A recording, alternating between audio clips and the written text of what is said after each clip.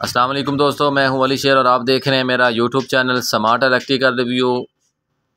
दोस्तों ये मेरे पास आज हुमेज हेक्सा 2004 मॉडल आया है। मैंने इसको बैटरी के साथ कनेक्ट किया। कनेक्ट करने के बाद जब मैंने इसको बटन से ऑफ़ किया तो ये ऑफ़ नहीं हो रहा। ये देखें, मैंने अभी इसको ऑफ़ किया है तो ये ऑफ़ नहीं हो रहा और ना ही ये वापडा के 225 वोल्ट छोड़ रहा है। ये देखें, वैसे ही खड़े हैं 225 वोल्ट, और ना ही मैंने इसको चार्जिंग लगाई, ना ही ये चार्जिंग पे शिफ्ट हो रहा था। तो आइए दोस्तों, सबसे पहले इसको खोलते हैं। खोलने के बाद इसको सर्विस करेंगे। सर्विस करने के बाद फिर इसको रिपेयर करेंगे।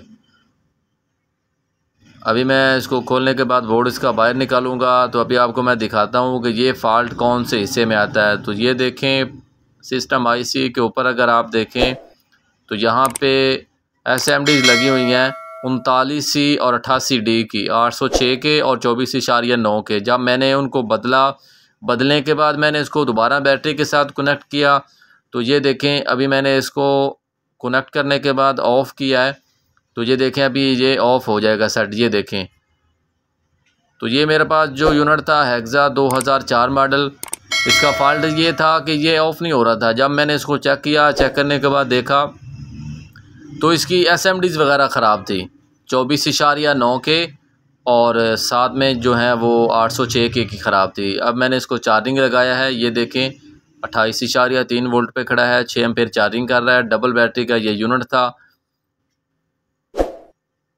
अभी मैं ये देखें आपको दोबारा चेक करवा रहा हूँ। तो ये था आज का हमारा यूनिट।